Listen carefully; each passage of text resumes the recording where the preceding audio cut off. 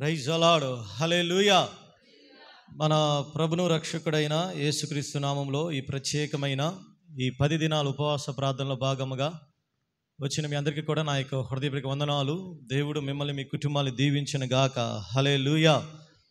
దేవుని యొక్క ఆత్మ ప్రేరేపణ బట్టి ఈ 10 దినములు కూడా మనము కుటుంబాలుగా కలిసి దేవుని మందిరంలో చేరి ఇంతవరకు కూడా మన పాటల ద్వారా ప్రార్థనల ద్వారా దేవుని యొక్క నామాన్ని మహింపరిచాం. ఈ యొక్క 10 దినాలు ఉపవాస ప్రార్థనలు ఏర్పాటు చేయడం యొక్క ముఖ్యమైన ఉద్దేశము అపోస్తల కార్యముల గ్రంథములో యేసు ప్రభువారు ఆయన మరణించి తిరిగి లేచిన తర్వాత శిష్యులకి 40 రోజులు కనపడి ఆయనకి యేసు ప్రభువారు శిష్యులకి ఆయన ఈ లోకంలో ఉన్నప్పుడు ఏదైతే వాగ్దానం చేశాడో ఆ వాగ్దానం చేసిన దానిని వాళ్ళకి గుర్తు చేసి ఆయన పరలోకానికి వెళ్ళిపోయాడు. ఆయన చేసిన వాగ్దానం ఏమిటి అంటే అపోస్తల కార్యముల గ్రంథములో మనము ఒకసారి 1వ అధ్యాయము 4వ వచనము చదవండి. ఆయన వారిని కలుసుకొని ఈలాగు ఆజ్ఞాపించెను, మీరు యెరూషలేము నుండి వెళ్ళక నా వలన వినిన తండ్రి యొక్క వాగ్దానము కొరకు కనిపెట్టుడి. యోహాను నీళ్లతో బాప్తిస్మము ఇచ్చాను, కానీ కొద్ది దినములలోగా మీరు పరిశుద్ధ ఆత్మలో బాప్తిస్మము పొందేదురని చెప్పాడు. యేసు ప్రభువారు ఈ మాట చెప్పి ఆయన ఆరోహణం అయిపోయాడు. యేసు ప్రభువారు చెప్పిన మాట ఏమిటి అంటే, నా వలన వినిన తండ్రి యొక్క వాగ్దానము కొరకు మీరు కనిపెట్టండి. యేసు ప్రభువారు చెప్పిన వాగ్దానము పరిశుద్ధాత్మ దేవుని యొక్క బాప్తిస్మం కొరకు యేసయ్య కనిపెట్టమని శిష్యులకి ఆజ్ఞాపించాడు. తర్వాత శిష్యులు యేసయ్య చెప్పినట్లుగా శిష్యులందరూ కూడా యోధ ఇస్కరియోతు మిస్ అయిపోయాడు. యోధ ఇస్కరియోతు స్థానంలో మత్తీయ అని ఒక వ్యక్తి చేర్చబడాడు అపోస్తలుడిగా. వాళ్ళతో పాటు 12 మంది ప్లస్ 102 మంది, మొత్తం 120 మంది కలిసి మేడగదిలోనికి వెళ్ళారు. ఎందుకని అక్కడ ఉండి చూడండి, అదే 1వ అధ్యాయము 13వ వచనములో వారు పట్టణములో ప్రవేశించి తాము బస చేయుచుండిన మేడగదిలోనికి ఎక్కిపోయారు. చాలా అక్కడ పేర్లన్నీ కూడా శిష్యుల పేర్లు వ్రాయబడ్డాయి. అలాగే వాళ్ళు ఎంతమంది వెళ్ళారో కొంతమంది స్త్రీలు కూడా వెళ్ళారు. ఒక 120 మంది 15వ వచనములో 120 మంది వ్యక్తులు అందరూ కూడా మేడగదిలోనికి వెళ్ళారు. మేడగదిలోనికి వెళ్ళి వాళ్ళు 10 దినములు కూడా కనిపెట్టి ప్రార్థన చేశారు. వాళ్ళు ప్రార్థన చేసిన తర్వాత పెంతెకోస్తు అనే పండగ దినము వచ్చినప్పుడు ఆకాశం నుంచి ఒక బలమైన పెనుగాలి, ఆకాశం నుండి అకస్మాత్తుగా వారు కూర్చున్న ఇల్లంతా కూడా నిండి అందరూ కూడా అగ్నితో, అనగా అగ్ని వ్రాలగా వారి నాలుకలన్నీ కూడా దేవుని ఆత్మతో నింపబడిన వారై దేవుడు వారికి వాక్ శక్తిని అనుగ్రహించిన కొలది వారు భాషలతో మాట్లాడటం వాళ్ళు ప్రారంభించారు. అనగా వాళ్ళు దేవుని యొక్క ఆత్మతో నింపబడ్డారు. కాబట్టి 10 దినాల్లో జరిగిన ఆ యొక్క ప్రార్థన ద్వారా ఎవరైతే మేడగదిలోనికి వెళ్ళారో వాళ్ళ జీవితాలు మార్చబడ్డాయి, వాళ్ళు రూపాంతరం చేయబడ్డారు, వాళ్ళ బ్రతుకులు మార్చబడ్డాయి. మేడగదిలోనికి పిల్లులుగా వెళ్ళిన వాళ్ళు పులులుగా తిరిగి వచ్చారు. ఎగ్జాంపుల్ పేతురే. అంటే మేడగదిలోనికి వెళ్ళటము ద్వారా వాళ్ళ జీవితాలు ఎన్నో బలమైన కార్యాలు జరిగినాయి.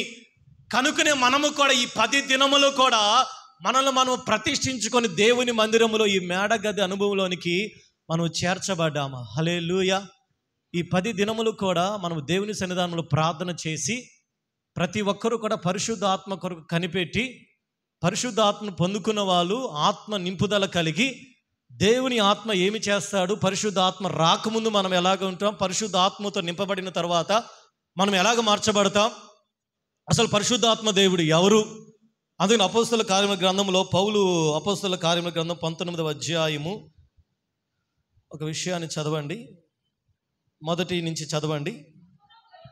అపోల్లో కొరింథులో ఉన్నప్పుడు జరిగినదేమనగా, పౌలు పై ప్రదేశంలో సంచరించి కొందరు శిష్యులను చూచి మీరు విశ్వసించినప్పుడు పరిశుద్ధాత్మను పొందితిరా అని వారిని అడుగగా, వారు పరిశుద్ధాత్మ దేవుడు ఉన్నాడన్న సంగతే మేము వినలేదని చెప్పారు. చాలండి. అపోస్తలుడైన పౌలు కొరింథీ సంఘానికి వెళ్ళి ఆ సంఘంలో అక్కడ కూర్చున్న ఒకవేళ మీలాగే వాళ్ళని ఒక ప్రశ్న అడిగాడు. మీరు విశ్వసించారా? అందరూ విశ్వసించామని చెప్పారు. మీరు బాప్తీసం తీసుకున్నారా? అందరూ కూడా మేము బాప్తీసం తీసుకున్నామని చెప్పారు. అయితే పౌలు గారు ఇంకొక ప్రశ్న అడిగాడు, మీరు పరిశుద్ధాత్మను పొందితిరా అని అడిగితే వెంటనే వాళ్ళు చెప్పిన ఆన్సర్ ఏంటంటే, అసలు మాకు పరిశుద్ధాత్మ దేవుడు ఉన్నాడన్న సంగతే మాకు అసలు తెలియదు అని పౌలు గారు ఆశ్చర్యపడ్డాడు, దైవజనుడు. అప్పుడు పౌలు గారు వాళ్ళకి పరిశుద్ధాత్మ గురించి బోధించి వారి మీద చేతులుంచి ప్రార్థించినప్పుడు వాళ్ళందరూ కూడా దేవుని ఆత్మతో నింపబడి అన్య భాషలతో మాట్లాడి రక్షణ పొంది బాప్తీసం తీసుకొని దేవుని యొక్క సంఘములో చేర్చబడ్డారు. కాబట్టి ఈరోజు మనము కూడా ఎన్నో సంవత్సరాల నుంచి మందిరానికి వస్తున్నాము, కానీ ఒకవేళ మనం కరెక్ట్గా అడిగితే పరిశుద్ధాత్మ దేవుడు ఎవరు అంటే మనం ఏం చెప్పగలం? ఎవరు మిమ్మల్ని అడిగితే మాకు యేసుప్రభు గురించి తెలుసండి, పరిశుద్ధాత్మ దేవుడు ఎవరు అని ఒకవేళ మనం అడిగితే మనం కూడా ఇదే ఆన్సర్ ఇస్తాం. పరిశుద్ధాత్మ దేవుడు ఉన్నాడన్న సంగతే మాకు తెలియదండి, మాకు యేసయ్య గురించే తెలుసు, యేసుప్రభు గురించే మాకు తెలుసు, కానీ మాకు పరిశుద్ధాత్మ గురించి తెలియదు. కాబట్టి ఈరోజు ఈ 10 దినాలు ముఖ్యమైన ఉద్దేశము, మీరు పరిశుద్ధాత్మ దేవుడు ఎవరో, ఆయన ఏమి చేయగలడో, ఆయన రాకముందు మనం ఎలాగ ఉంటామో, ఆయన వచ్చిన తర్వాత మన జీవితాలు, మన కుటుంబాలు, మన యొక్క జీవితాల్లో ఉన్న అది ఏది ఒడిదుడుకులైనా ఎలాగ ఆయన మారుస్తాడో మనము తెలుసుకొనగలిగితే ఈ 10 దినాలు ముగింపులోనే దేవుడు మన సంఘములో ఉన్న ప్రతి కుటుంబంలో పరిశుద్ధాత్మ దేవుడు ఒక బలమైన కార్యాన్ని జరిగించబోతున్నాడు. ఆయన చప్పలు కొడుతూ దేవుని యొక్క నామాన్ని మహిమపరుద్దాం.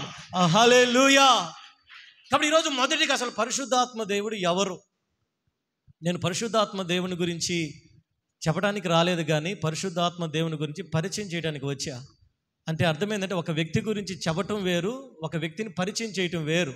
ఇప్పుడు పలానా డాక్టర్ లేకపోతే పలానా వ్యక్తి పలానా ఊర్లో ఉన్నాడు అని చెప్పటం వేరు. ఆయన స్వయాన తీసుకొచ్చి మీ ముందు నిలబెట్టి పరిశుద్ధాత్మ దేవుడు లేకపోతే పలానా వ్యక్తి ఆయన ఏమి చేయగలడు, ఆయన వచ్చినప్పుడు మనం ఎలాగ మార్చబడతాం, ఈ 10 దినాలు కూడా పరిశుద్ధాత్మ దేవుణ్ణి మీకు పరిచయం చేయని ఆశపడుతున్నాను. దేవుని ఆత్మతో ప్రేరేపించబడుతున్నాను. అసలు పరిశుద్ధాత్మ దేవుడు ఎవరు అని మనం మొదటిగా ఆలోచన చేస్తే మనకి తండ్రి అయిన దేవుడు తెలుసు, యేసుప్రభు వారు తెలుసు. పరిశుద్ధాత్మ దేవుడు ఎవరంటే, మన యొక్క బైబిల్ గ్రంథం ప్రకారము, ఇది చాలామంది నమ్మరు, మన యొక్క పెంతెకోస్తు లేకపోతే నిజమైన ఈ ప్రొటెస్టెంట్ బైబిల్ ప్రకారము మన దేవుడు త్రిత్వమైన దేవుడు. హల్లెలూయా. ఈ టీచింగ్ ఒక కష్టంగా ఉండేది, అయినా వినండి. ప్రైజ్ అలా ముగింపులోకి వచ్చేసరికి మీకు తెలిసిద్ది అనమాట. స్టార్టింగ్లో ఒక కష్టంగానే ఉండేది. పరిశుద్ధాత్మ దేవుడు ఎవరు అంటే, మన బైబిల్ గ్రంథం ప్రకారము మన దేవుడు ఎవరంటే త్రిత్వమైన దేవుడు, అనగా తండ్రి, కుమారుడు, పరిశుద్ధాత్మ దేవుడు. మీరు అంతకుముందు ఎక్కడైనా విని ఉండవచ్చు, మరలా ఒకవేళ విన్నా మళ్ళా వినండి, మంచిది. కాబట్టి ఇప్పుడు మన దేవుడు ఎవరు అనగా ముగ్గురు దేవుళ్ళు కాదండి, ఒక దేవుడే. ఆయా సందర్భాల్లో ఆయా కాలముల్లో ఆయన ముగ్గురు వ్యక్తులుగా ఆయన ఈ ప్రపంచానికి తను పరిచయం చేసుకున్నాడు. ఆ ముగ్గురు వ్యక్తుల్లో తండ్రి అయిన దేవుడు మనకు తెలుసు. పాత నిబంధన కాలంలో ఆయన సర్వశక్తి కలిగిన దేవుడుగా, ఆయన ఎవరు చూడని వ్యక్తులుగా, ఆయన సమీపింపరైన తేజస్సులో ఆయన వసించు దేవుడుగా ఆయన పాత నిబంధన కాలం అంతా పనిచేసాడు. ఆయన కుమారుడైన యేసుక్రీస్తు క్రొత్త నిబంధన కాలంలో వచ్చి ఆయన ఎందుకు పంపబడ్డాడు, ఆ పనులన్నీ కూడా ముగించుకొని ఆయన వెళ్తా చెప్పాడు, నేను వెళ్తున్నాను, భయపడవద్దు, నేను వెళ్తున్నాను, మీ హృదయములు కలవరపడనీయకుడి. శిష్యులందరూ కూడా యేసుప్రభు వెళ్ళిపోతున్నారు, ఇప్పుడు మనకెవరు బోధిస్తారు, మన జీవితాలు ఎవరు ఆ అద్భుతాలు చేస్తారు, ఎవరు మనల్ని మన పక్షాన కార్యము చేస్తారని అందరూ బాధపడతా ఉన్న సమయంలో యేసుప్రభు వాళ్ళకి చెప్పిన మాట ఏంటంటే, యోహాను సువార్త 14వ అధ్యాయంలో, నేను వెళ్ళుట మంచిది, నేను వెళ్ళి 16వ అధ్యాయం 7వ వచనం చదవండి.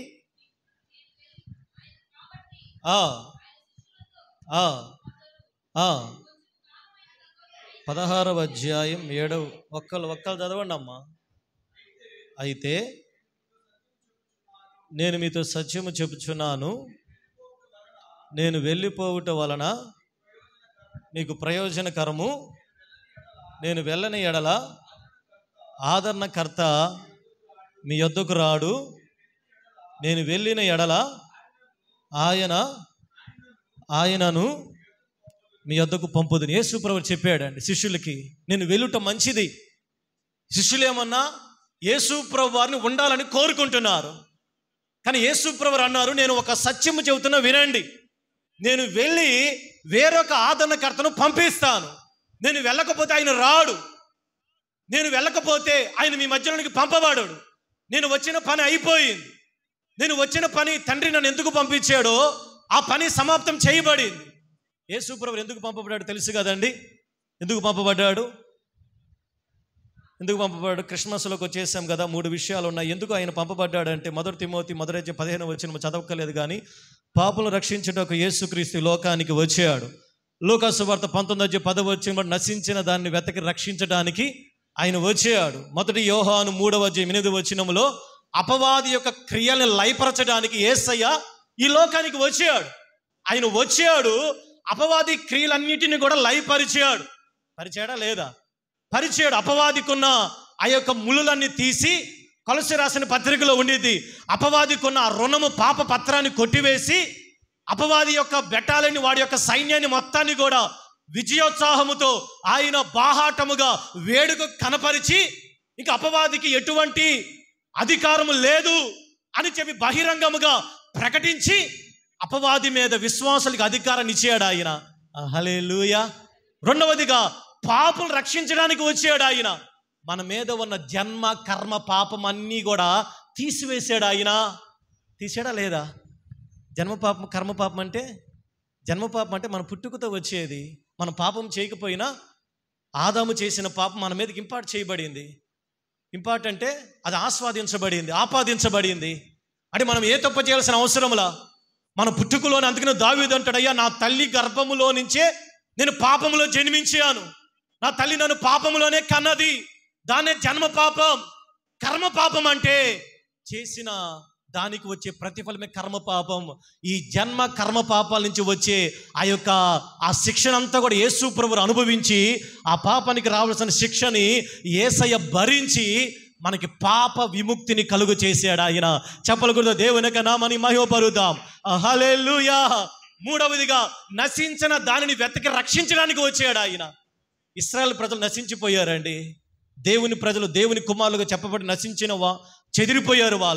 వాళ్ళందరినీ కూడా సమకూర్చడానికి యేసు ప్రభు ఈ లోకానికి వచ్చి ఆయన పనిని సంపూర్తి చేసుకొని ఇప్పుడు ఆయన తిరిగి వెళ్తా ఉన్న సమయంలో శిష్యులకు చెప్పిన మాట, శిష్యులకి ఇప్పుడు అందరూ కూడా కలవరి పడిపోతూ ఉంటే యేసు ప్రభు అనుకున్నారు, శిష్యులందరూ అనుకున్నారు, ఇంకా మా పని అయిపోయింది, యేసు ప్రభు యొక్క పరిచయం అయిపోయింది, ఇంకా మమ్మల్ని ఎవరు దేవుని రాజ్యానికి ఎవరు తీసుకుని వెళ్తారు, దేవుని రాజ్యం గురించి మాకు ఎవరు బోధిస్తారు అనుకున్న సమయంలో యేసు ప్రభు చెప్పిన విషయం ఏంటంటే, నేను వెళ్ళి మీ మధ్యలోనికి వేరొక ఆదరణకర్తను పంపిస్తాను.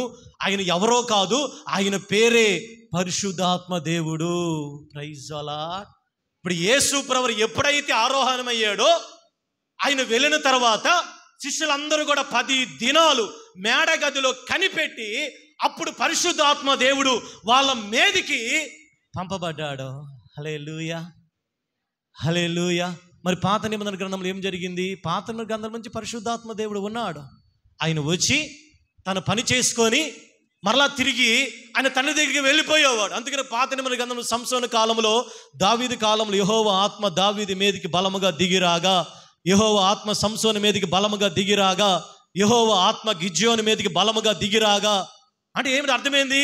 పరిశుద్ధాత్మ దేవుడు తన పని చేసుకోవడానికి ఆయా మనుషుల మీదకి, ఆయా వ్యక్తుల మీదకి, ఆయా సందర్భాలను పెట్టి వచ్చి వాళ్ళని అభిషేకించి తన పని చేసుకొని మరలా తిరిగి పరలోకానికి వెళ్ళిపోయేవాడు.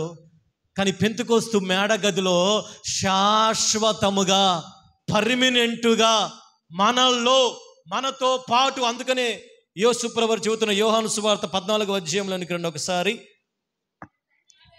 నేను తండ్రిని వేడుకొందును మీ యొద్ద ఎల్లప్పుడూ ఉండుటకై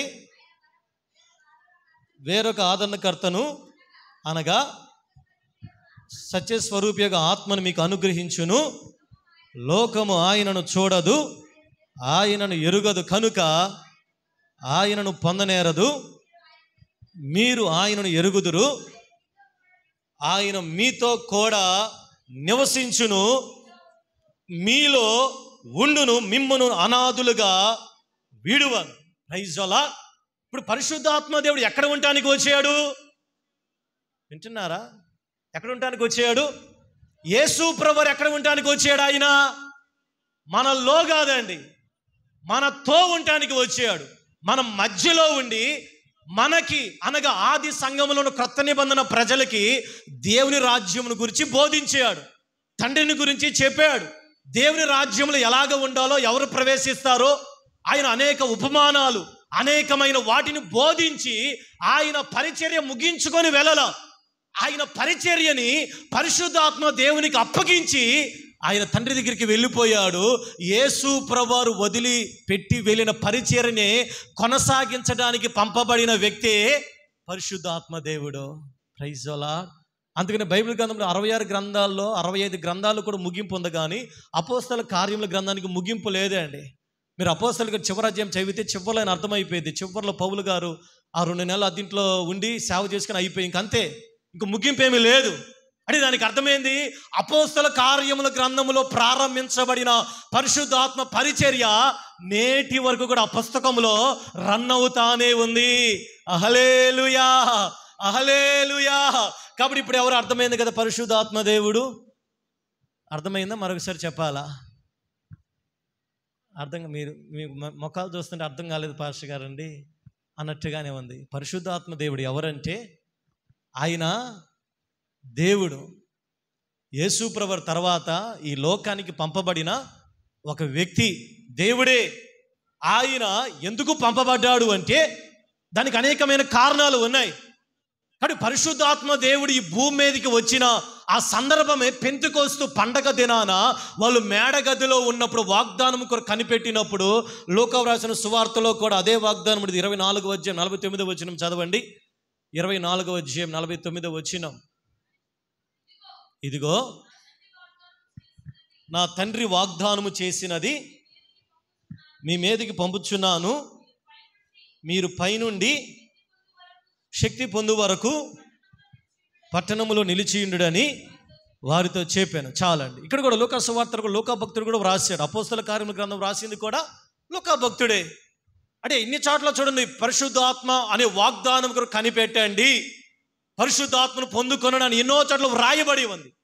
కాబట్టి పరిశుద్ధాత్మ దేవుడు ఎవరు అంటే ఆయన తండ్రితో క్రీస్తుతో సమానమైన వ్యక్తి. ఆయనకు వేరొక వ్యక్తి, వేరొక దేవుడు కాదండి. ఇది చాలా మందికి అర్థము కాదు. చాలా మందికి దీన్ని అర్థం చేసుకోవాలన్న కష్టం ఒకవేళ చాలా మంది. అందుకనే ఇప్పటికి చాలా మంది క్రైస్తవంలోనే చాలా మంది యెహోవాను మాత్రమే నమ్మే వాళ్ళు ఉన్నారు, చాలా మంది క్రీస్తును మాత్రమే నమ్మే వాళ్ళు ఉన్నారు, చాలా మంది తండ్రి అయిన దేవుణ్ణి క్రీస్తును మాత్రమే నమ్మి పరిశుద్ధాత్మను నమ్మని వాళ్ళు ఉన్నారు. పరిశుద్ధాత్మ దేవుడు ఆది సంఘంలోనే పంపబడ్డాడు. పరిశుద్ధాత్మ దేవుడు అది సేవకులు మాత్రమే, ఆది సంఘంలో అపోస్తలులకు మాత్రమే ఆయన దిగి వచ్చాడు, కానీ ఇంకెవ్వరికి అవసరం లేదని చాలామంది ఇంకా గుడితనంలో ఉన్నారండి. ఒకవేళ పరిశుద్ధాత్మ దేవుడు లేకపోతే ఈరోజు మనం మారు మనసు వచ్చేది కాదు, రక్షణ వచ్చేది కాదు, మన జీవితంలో అద్భుతాలు జరిగేవి కాదు, పరిచర్య కొనసాగించబడేది కాదు. పరిశుద్ధాత్మ దేవుడి ఆనాడు పెంతెకోస్తు దినమున ప్రారంభించబడిన పరిచర్య ఈరోజు ప్రపంచవ్యాప్తముగా దేవుని ఆత్మ ద్వారా పరిచర్యలు అన్నీ కూడా జరగటానికి ముఖ్యమైన మూలమైన వ్యక్తి ఎవరంటే పరిశుద్ధాత్మ దేవుడు. Praise the Lord. ఆయన లేకుండా సంఘము లేదు, ఆయన లేకుండా విశ్వాసులు లేరు, ఆయన లేకుండా సేవకులు లేరు, ఆయన లేకుండా క్రైస్తవ్యం లేదు. పరిశుద్ధాత్మ దేవుడు లేకుండా ఒక విశ్వాసికి మారు మనసు రాదు.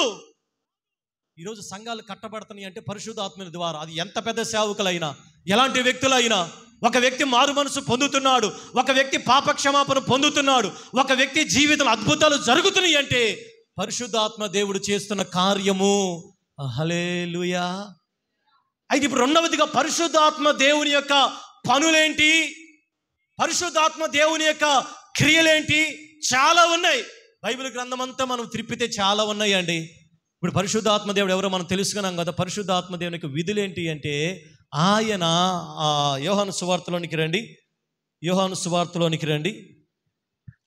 బైబిల్ గ్రంథంలో పరిశుద్ధాత్మను గురించి ఇలాగా వర్ణించడం జరిగింది. ఆదికాండం 1:2 దేవుని ఆత్మ అని, యోహాను సువార్త 14:17 ద స్పిరిట్ ఆఫ్ ట్రూత్ అంటే సత్య స్వరూపియగు ఆత్మ అని, యోహాను సువార్త 14:26 ఆదరణకర్త అంటే ఆదరించేవాడు ఆయన.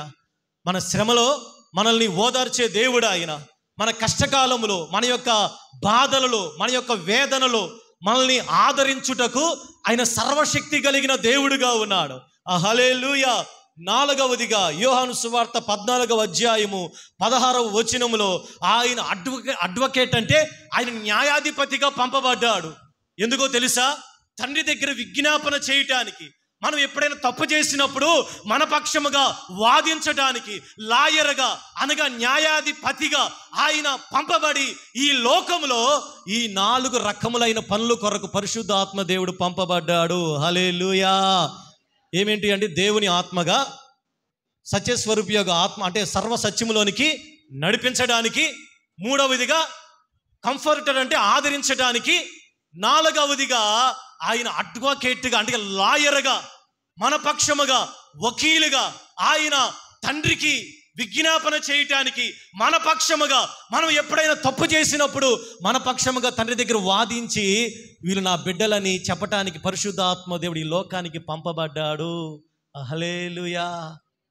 పరిశుద్ధాత్మ దేవుడు ఒక వ్యక్తిని తండ్రి రూపంలో మార్చటానికి, అవిశ్వాసులు విశ్వాసులుగా చేసి అన్యజనులను దేవుని వైపు త్రిప్పటానికి, అలాగే దేవుని ప్రజల్ని ఆత్మీయ జీవితంలో స్థిరపరచడానికి, అలాగే దేవుని సేవ క్రమముగా జరగటానికి, అలాగే ప్రజల జీవితాల్లో పరిశుద్ధాత్మ దేవుడు సర్వసత్యంలో నడిపించడానికి, ఇలాగా అనేక విషయాలు ఇవన్నీ కూడా దేవుని ఆత్మ ద్వారానే సాధ్యము తప్ప ఏ వ్యక్తి తన సొంత శక్తి చేత కానీ బలము చేత కానీ జరగదు. ఒక వ్యక్తి రక్షణ పొందాలంటే పరిశుద్ధ ఆత్మ యొక్క సహాయము కావాలి. ఒక అన్యుడు దేవుని మందిరానికి రావాలంటే దేవుని ఆత్మ ప్రేరేపణ కావాలి. ఒక విశ్వాసి పరిపక్వతలోనికి వెళ్ళాలి అంటే దేవుని ఆత్మ కావాలి. ఒక సేవకుడు దేవుని మందిరాన్ని నడిపించాలన్నా, సేవ చేయాలన్నా, ప్రార్థించాలన్నా, దేవుని యొక్క వాక్యాన్ని బోధించాలన్నా పరిశుద్ధాత్మ దేవుని సహాయము లేకుండా దేవుని సేవ జరగదు. ఒక విశ్వాసి పాపాన్ని జయించాలి అంటే పరిశుద్ధాత్మ దేవుని సహాయము కావాలి. ఒక విశ్వాసి సర్వ సత్యంలోనికి నడిపించబడాలి అంటే దేవుని ఆత్మ సహాయము కావాలి. ఒక విశ్వాసికి దేవుని యొక్క మాటలు అర్థము కావాలి అంటే దేవుని యొక్క ఆత్మ సహాయము కావాలి. Praise Lord. ఎన్ని కార్యాలు ఉన్నాయండి? ఎన్నో ఉన్నాయి. టోటల్గా పరిశుద్ధ ఆత్మ లేకుండా మన విశ్వాసం అని చెప్పుకోవడానికి మనకు అర్హత లేదండి. కొన్ని విషయాలు మనం చూసినట్టు యోహాను సువార్తలో ఆయన చేసే పనులు, యోహాను సువార్త 16వ అధ్యాయము, యోహాను సువార్త 16వ అధ్యాయము 8వ వచనం నుంచి చదవండి. ఆయన వచ్చి పాపమును గూర్చియు, నీతిని గూర్చియు, తీర్పును గూర్చియు చాలండి. మొదటిగా పరిశుద్ధ ఆత్మ దేవుడు చేసే పని ఒకటి కన్వర్షన్ అనగా ఆయన లోకాన్ని, ప్రజలను పాపమును గూర్చియు, నీతిని గూర్చియు, తీర్పును గూర్చియు ఒప్పుకొన చేయును. అంటే ఆయన కన్విన్స్ చేస్తాడండి, ఆయన కన్వర్షన్ చేస్తాడు. ఆయన ఒక అన్యుణ్ణి దేవుని ప్రజలుగా మారుస్తాడు ఆయన. అలాగే ఒక పాపము చేసే వ్యక్తిని ఒప్పుకోవడానికి ప్రయత్నం చేస్తాడు ఆయన. ఈరోజు మనం రక్షణ పొందాము అంటే, మనం బాప్తీసం పొందాము అంటే మనం ఊరకనే రాలేదు, కానీ మనలో ఎవరో పరిశుద్ధాత్మ దేవుడు ప్రేరేపించి మన పాపములన్నీ కూడా ఒప్పుకునేటట్లుగా చేశాడు. కాబట్టి ఈరోజు మనం దేవుని ప్రజలుగా మార్చబడి, మనం కన్వర్షన్ చేయబడి, మనం కన్విక్ట్ చేయబడి దేవుని మందిలో కూర్చుని పెట్టబడ్డాం.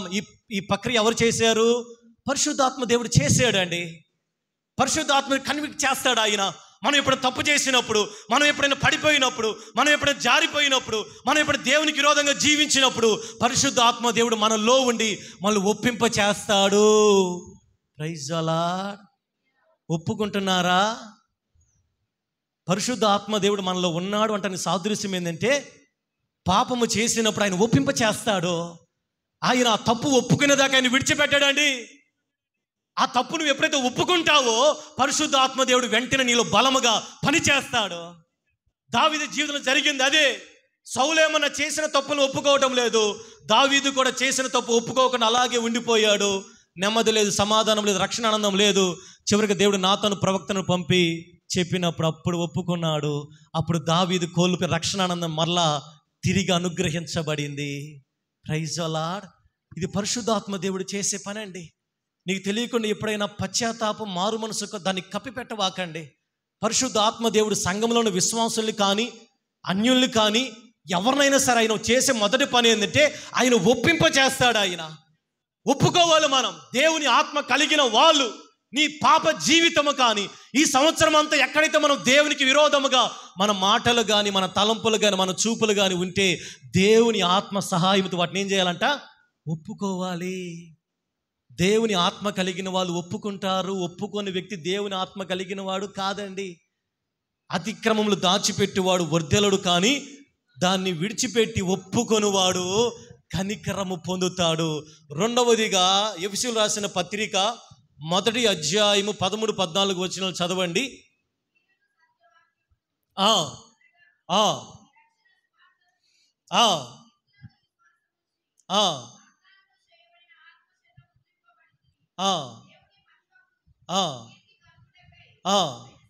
4:30 కూడా చదువమ్మా. ఎఫెసీ 4:30. దేవుని పరిశుద్ధాత్మను 4:30 దేవుని పరిశుద్ధాత్మను దుఃఖపరచుకొడి, ఆయన యందు మీరు ముద్రింపబడి ఉన్నారు. రెండవదిగా పరిశుద్ధాత్మ దేవుడు చేసే రెండవ పని ఏంటంటే, మొదటి పని ఏంటిది చెప్పండి అమ్మా? ఆయన పాపం ఒప్పింప చేస్తాడు. ఆయన నీతిని ఒప్పింప చేస్తాడు. ఆయన ఏది నిజమో ఏది అసత్యం ఒప్పింప చేస్తాడు. ఆయన రెండవదిగా పరిశుద్ధ ఆత్మ దేవుడు మన మీద ఒక ముద్ర వేస్తాడు. Praise the Lord. వీళ్ళు నా ప్రజలు, వీళ్ళు క్రీస్తుకు చెందిన వాళ్ళు, వీళ్ళు యేసయ్య బిడ్డలు, వీళ్ళు దేవుని రాజ్యానికి వారసులు అనే ఒక ముద్ర పరిశుద్ధ ఆత్మ దేవుడు ప్రతి విశ్వాసుల మీద వేస్తాడు. ఆయన ప్రైజ్ ది లార్డ్. అది కంటికి కనిపించే ముద్ర కాదండి. అందుకని అక్కడ రాయబడిన మాట స్పష్టంగా, విమోచన దినం వరకు మీరు ముద్రించబడ్డారు. ఈరోజు నువ్వు దేవుని ఆత్మ కలిగి ఉంటే నువ్వు ముద్రించబడ్డావు. నువ్వు దేవుని ప్రజలుగా, నువ్వు దేవుని కుమారుడిగా, దేవుని కుమార్తెగా, నువ్వు యేసయ్య బిడ్డగా, నువ్వు పరిశుద్ధునిగా, నువ్వు భక్తుడిగా, నువ్వు విశ్వాసిగా, నువ్వు దేవుని యొక్క పని చేసే వ్యక్తిగా, నువ్వు దేవుని యొక్క మార్గంలో నడిచే వ్యక్తిగా పరిశుద్ధాత్మ దేవుడు నీ మీద ఒక ముద్రను వేసాడు. ఆయన ప్రైజ్ ది లార్డ్. పరిశుద్ధాత్మ దేవుడు ఎవరిలో ఉంటాడు వారి మీద ఒక ముద్ర వేస్తాడంట. మూడవదిగా 1 కొరింథీ 12వ అధ్యాయము 1 కొరింథీ 12వ అధ్యాయం 4 నుంచి చదవండి.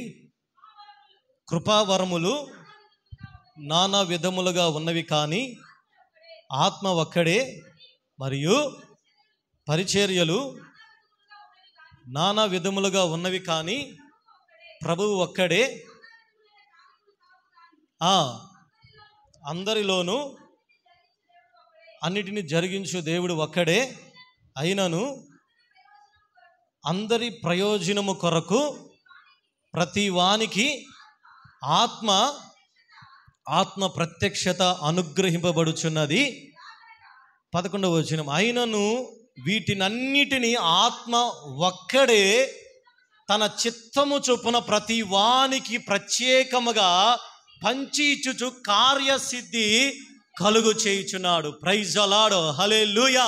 మూడవదిగా పరిశుద్ధాత్మ దేవుడు చేసే పని ఏంటంటే, విశ్వాసులకి ఎలాగా టీచ్ చేయాలో, సేవ చేయాలో, అలాగే సేవ ఎలాగ జరగాలో, పరిచర్య కానీ అలాగే ఆధ్యాత్మికమైన ఆ వృద్ధి కానీ శక్తిని కానీ పరిశుద్ధాత్మ దేవుడు సంఘములో ఉన్న కొంతమంది వ్యక్తులకి, దేవుని సేవ చేసే వాళ్ళకి పరిశుద్ధాత్మ దేవుడు ఆ బలాన్ని కానీ ఆ సాధికారత కానీ శక్తిని కానీ ఆయన అనుగ్రహిస్తాడు. ఆయన హల్లెలూయా. ఆత్మ ఒక్కడేనండి ఇవన్నీ చేస్తున్నాడంట. పరిశుద్ధాత్మ దేవుడు ఒక్కడే, కానీ పరిచర్యలు నానా రకములుగా ఉన్నాయి. ఆత్మ ఒక్కడే, అభిషేకాలు వేరు. ఆత్మ ఒక్కడే, వరాలు వేరు. ఆత్మ ఒక్కడే, పరిచర్యలు వేరు. ఆత్మ ఒక్కటే, దేవుని యొక్క సేవ చేసే వాళ్ళు వేరు, ఆత్మ ఒక్కడే. ఆయన అన్నిటిని ఎందుకు పంచిపెడుతున్నాడో తెలుసా? దేవుని సేవ ఆయనకి ఇష్టానుసారంగా జరగటానికి పరిశుద్ధాత్మ దేవుడు దేవుని ప్రజలలో ఆయన పని చేస్తున్నాడు. ఆయన ప్రైజ్ ది లార్డ్. ఇప్పుడు సేవ క్రమంగా జరుగుతుంది అంటే పరిశుద్ధాత్మ దేవుడు పని చేస్తున్నాడండి. పరిశుద్ధాత్మ దేవుడు ఎందుకు మూడవదిగా పంపబడ్డాడంటే దేవుని సేవ క్రమముగా జరగటానికి, సంఘములో అద్భుతాలు జరగటానికి, సంఘములో పరిచర్య క్రమముగా జరగటానికి, దేవుని మందిరములో దేవునికి ఇష్టలుగా మార్చబడటానికి పరిశుద్ధాత్మ దేవుడు ఒక్కడే ఆయన పరిచర్యలు అనేకులకి ప్రత్యక్షతలు ఆయన ఇస్తున్నాడు. ఆయన చివరిగా 2 కొరింథీ 3:18 చదవండి. ప్రభువే ఆత్మ, ప్రభు యొక్క ఆత్మ ఎక్కడ ఉండునో అక్కడ స్వాతంత్రం ఉండును. రోమా 8:29 కూడా చదవండి. రోమా 8:29. ఎందుకనగా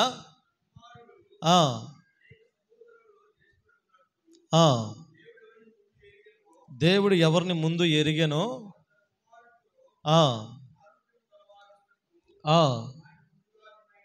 ముందుగా నిర్ణయించాను, మరియు ఎవరిని ముందుగా నిర్ణయించానో, ఎవరిని పిలిచానో వారిని నీతిమంతులుగా తీర్చాను, ఎవరు నీతిమంతులుగా తీర్చానో వారిని మహిమపరిచాను. Praise the lord. కాబట్టి 2 కొరింథీ రోమపత్రికలో రాసిన లేఖన భాగం ప్రకారం పరిశుద్ధాత్మ దేవుడు చేసే పని ఏంటంటే విశ్వాసుల్ని పరిశుద్ధపరుస్తాడు ఆయన. Praise the lord.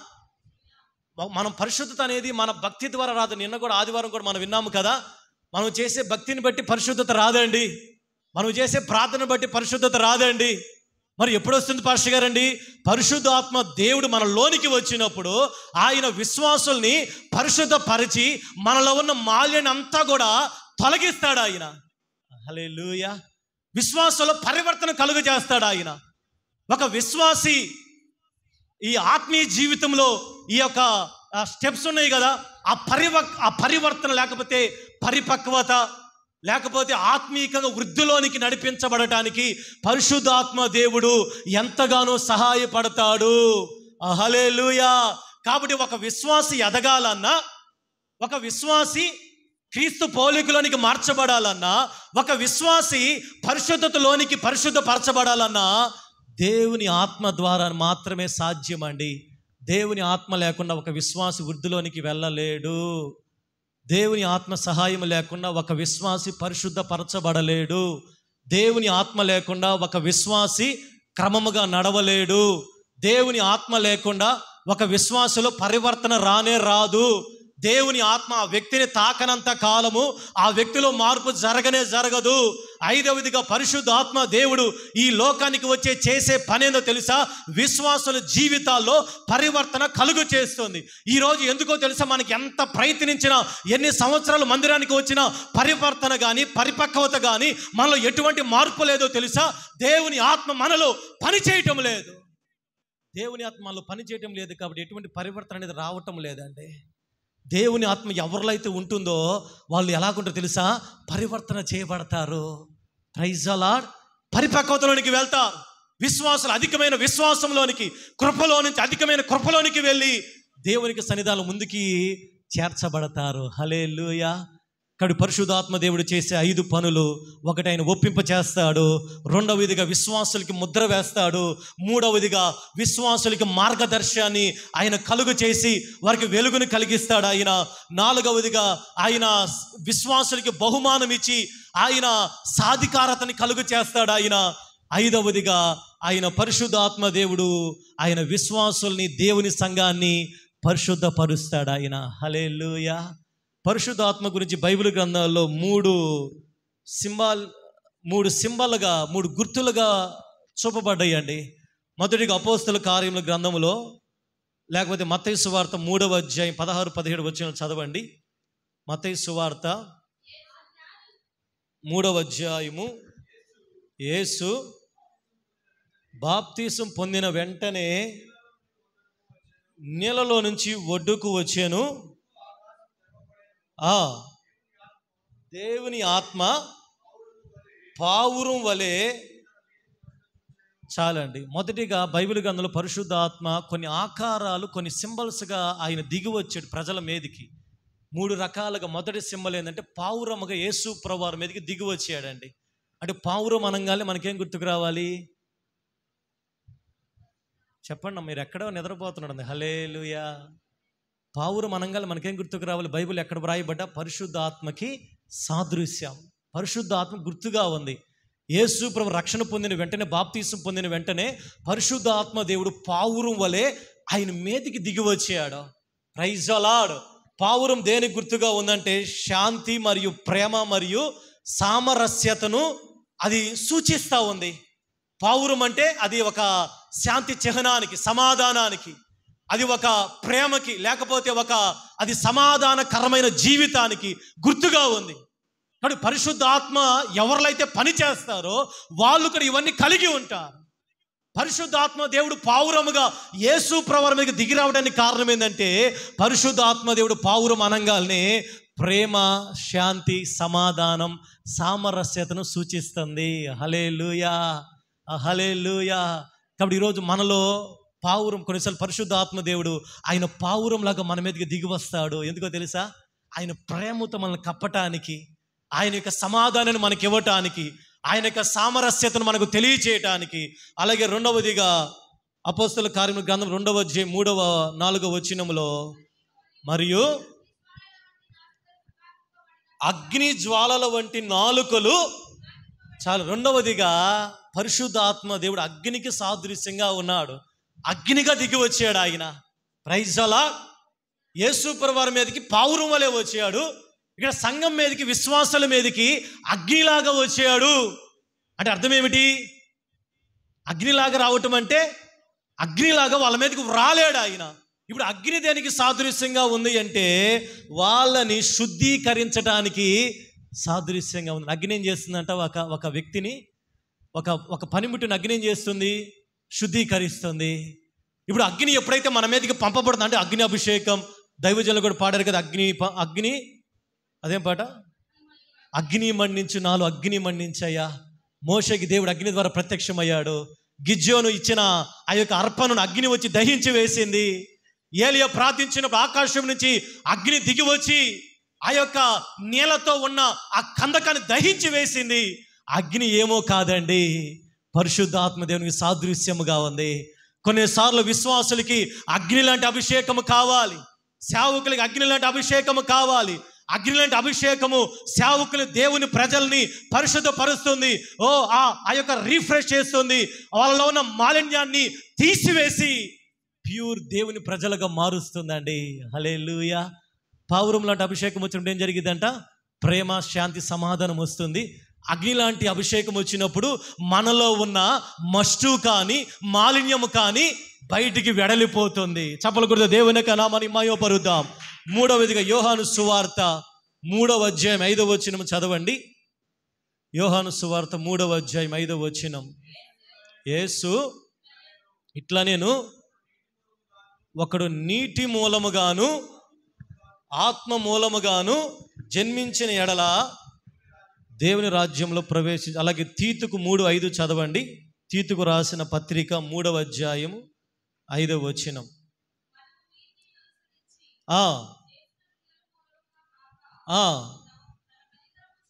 తన కనికరము చొప్పునే పునర్జన్మ సంబంధమైన స్నానము ద్వారాను పరిశుద్ధాత్మ మనకు.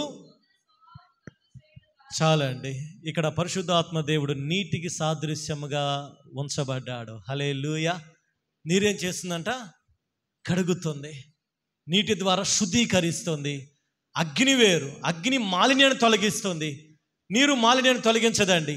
అగ్ని చేసేది అగ్ని పని, నీరు చేసే పని ఏంటంటే మనల్ని కడుగుతుంది. Praise the Lord. మనల్ని రీఫ్రెష్ చేస్తుంది, దేవుని ప్రజలుగా మారుస్తుంది. అక్కడ అందుకని తీతుకు రాసిన పత్రికలో రాయబడిన మాట, పునర్జన్మ సంబంధమైన స్నానము ద్వారా పరిశుద్ధాత్మ మనకు నూతన స్వభావాన్ని కలిగిస్తుందండి. హల్లెలూయా. అంటే నూతన స్వభావం నీలో రావాలి అంటే దేవుని ఆత్మ చేత మనం ఏం చేయబడాలి? కడగబడాలి. కాబట్టి పరిశుద్ధాత్మ దేవుడు బైబిల్ గ్రంథంలో పావురముగా, అగ్నిగా, నీటిగా ఆయన గుర్తుగా ఉంచబడ్డాడు ఆయన. హల్లెలూయా. కాబట్టి ఈరోజు మనం నేర్చుకునే విషయాలు మొదటిగా పరిశుద్ధాత్మ దేవుడు ఎవరో మనకు అర్థమైంది. పరిశుద్ధాత్మ దేవుడు ఎందుకు భూమి మీదకి పంపబడ్డాడో అర్థమైంది. పరిశుద్ధాత్మ దేవుడు బైబిల్ గ్రంథంలో ఎలాగ సూచించబడ్డాడో మనకు అర్థమైంది. పరిశుద్ధాత్మ దేవుడు భూమి మీదకి వచ్చి ఆయన చేసే పనులు మనకు అర్థమైనాయి. పరిశుద్ధాత్మ దేవుడు భూమి మీదకి వచ్చి ఆయన ఒప్పింప చేస్తాడు. ఆయన విశ్వాసుల్ని మార్గదర్శకాన్ని కలుగు చేస్తాడు. ఆయన విశ్వాసుల్ని బలపరుస్తాడు, విశ్వాసుల్ని పరిశుద్ధపరుస్తాడు. ఆయన సేవని క్రమముగా జరిగిస్తాడు. ఆయన విశ్వాసులకి ముద్ర వేస్తాడు. ఆయన పాపంలో నిండి ఉన్న ప్రజల పైకి లేపి పాపం మీద జయించే శక్తిని, అధికారాన్ని పరిశుద్ధాత్మ దేవుడు ఇస్తాడు ఆయన. హల్లెలూయా. కాబట్టి ఇవన్నీ చేయటానికి పరిశుద్ధాత్మ దేవుడు ఈ భూలోకానికి పంపబడ్డాడు. ఇప్పుడు చెప్పండి, పరిశుద్ధాత్మ దేవుడు మనకు అవసరం అంటారా కాదంటారా? ఖచ్చితంగా 100% కావాలండి. పరిశుద్ధాత్మ దేవుడు లేకుండా మనం దేవుని రాజ్యానికి వెళ్ళలేము. ఇది 100% నిజం. ఇది యేసు ప్రభువారు, నేను మరలా చెబుతున్నాను, యేసు ప్రభువారు దేవుని రాజ్యానికి ఎలాగ వెళ్ళాలో మాత్రమే బోధించాడు. యేసు ప్రభువారు దేవుని రాజ్యంలో ఎవరు ఉంటారు, ఎలాగ వెళ్ళాలో బోధించాడు. కానీ పరిశుద్ధాత్మ దేవుడు చేసే పనేదో తెలుసా? మనల్ని ఈ భూమి మీదే ఆయన తనకిష్టమైన కన్యకలుగా సిద్ధపరిచి అందరినీ కూడా తీసుకొని వెళ్ళి మధ్యాకాశంలో ఉంచుతాడు. ఇప్పుడు యేసయ్యకి పరిశుద్ధాత్మ దేవుడికి అర్థమైందా? హల్లెలూయా. ఇటు చూడండి అమ్మా, పరిశుద్ధాత్మ దేవుడు మనల్ని ఈ భూమి మీదే ఆయనకి ఇష్టమైన బిడ్డలుగా మార్చి దేవుని రాజ్యానికి తీసుకుని వెళ్తాడు ఆయన. అప్పుడు దాకా భూమి మీద మన మధ్యలోనే ఉంటాడు. అందుకని ఈరోజు నేను నీటి బాప్తీసం మాత్రమే పొందుకున్నాను పాస్టర్ గారండి, నీటి బాప్తీసం సరిపోదమ్మా. అందుకని అపొస్తలుగా మనం చదివిన మాట ప్రార్థన చేసుకుందాం. యోహాను మీకు నీళ్లతో బాప్తీసం ఇచ్చాను, కానీ కొన్ని దినములలోగా మీరు పరిశుద్ధాత్మలో మీరు బాప్తీసం పొందాలి. Praise the Lord. ఇక్కడ చాలా మంది నీటి బాప్తీసం పొందారండి. మీకు ఎవరో ఒకరు ఇచ్చుంటారు, ఏదో ఒక సేవకులు ఇచ్చుంటారు. ఆ బాప్తీసం దేనికి సరిపోదండి.